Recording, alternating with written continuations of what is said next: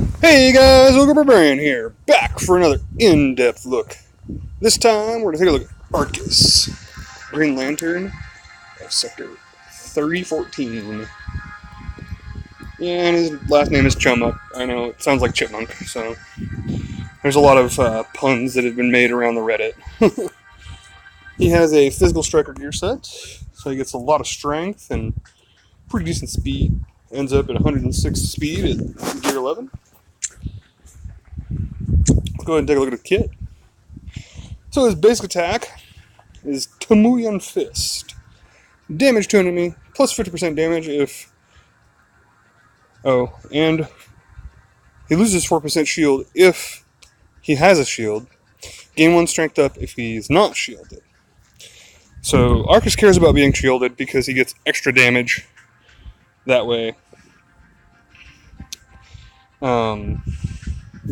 Does go up to 75%, and then he also gains strength ups if he's not shielded, so he gets bonus damage regardless of whether or not he's shielded.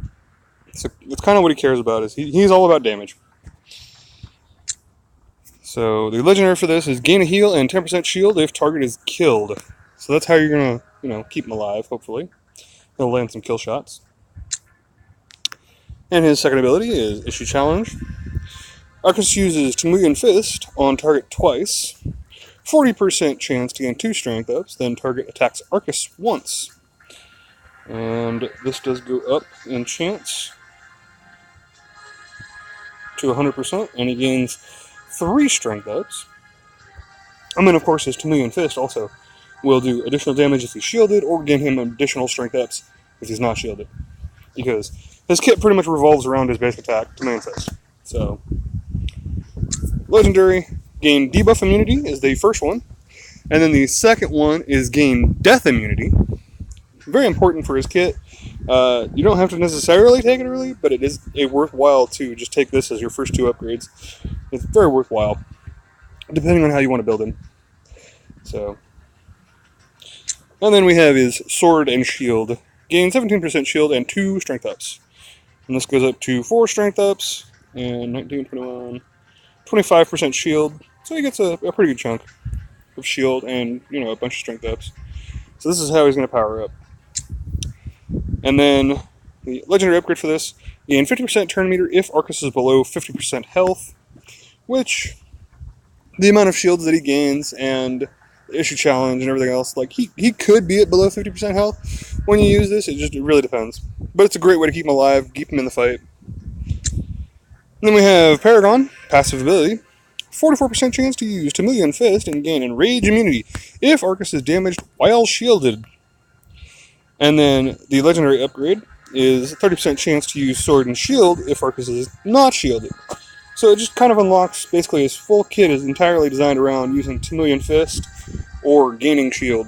That is literally all he does for the most part, is punch people really hard. So, very, very powerful character. Cares about shields a lot. Let's go ahead and get into some team comps. And the first one I got for you is Hal Jordan Green Lantern as your leader. And he'll give you that nice shield to start with so that Arkkis can go ahead and just start punching people right off the bat at full power. And then we brought along Hippolyta and Penguin, who also both offer shields to help keep that shield up. So this team is going to be very shield heavy. And then Hippolyta also can call assists.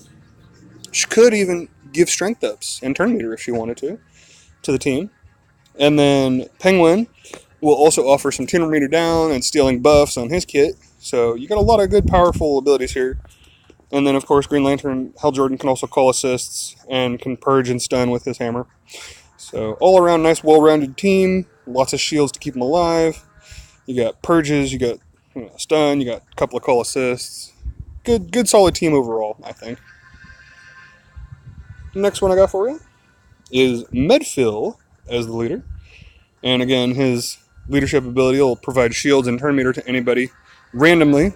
So hopefully by the time Arkkis gets to his turn, he'll have a little bit of shield on him. And then we've got Mara, who is going to double down on the damage immunity, because Medfill also applies damage immunity.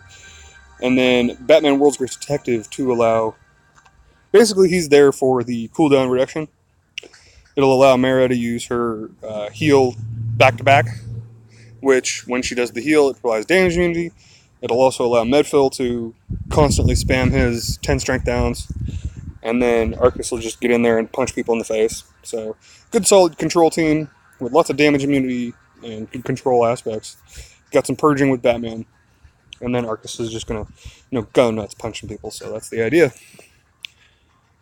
Pretty straightforward. And the last one I got for you is Jessica Cruz leader, because she can use a team-wide shield ability as well. And then we've got Arkkis, and then Shazam to taunt and hopefully absorb a brunt of damage off of the opponents. And then we brought along Red Robin, and I know he's not going to be using his full power in this one because there's no other invisibilities. However, he is mostly there to grant true sight to Arkkis so that Arkkis can go punch people in the face that he wants to punch in the face. Get around those taunts. Doesn't care about invisibility. Should give you good, solid control of the battle that way, because they're not going to be able to protect themselves, and he'll just punch them into oblivion. So that's the idea with Arkkis, is that he's just going to punch people into oblivion. Punch, punch, punch, punch, punch. That's what Arkkis does. Now, another one that you could obviously pair Arkkis with as a leader that I did not put on here, that actually makes a lot of sense when you start thinking about it, is Deadshot Hired Gun. Could quite easily slot him in and have Arkkis just obliterate somebody with his punches. Just and there he goes. So that's the idea. Arkkis punches really hard. You want him to do that a lot. So let's accommodate him to do so. Again, more shield is better, but he also cares about strength ups. So he has a lot of power. Just protect him a little bit, and he will serve you well. He's basically farmable in red alerts, so if you get the chance to use him, he is quite good. That's all I've got for now. Leave a comment, like, and subscribe. As always, enjoy and grind on.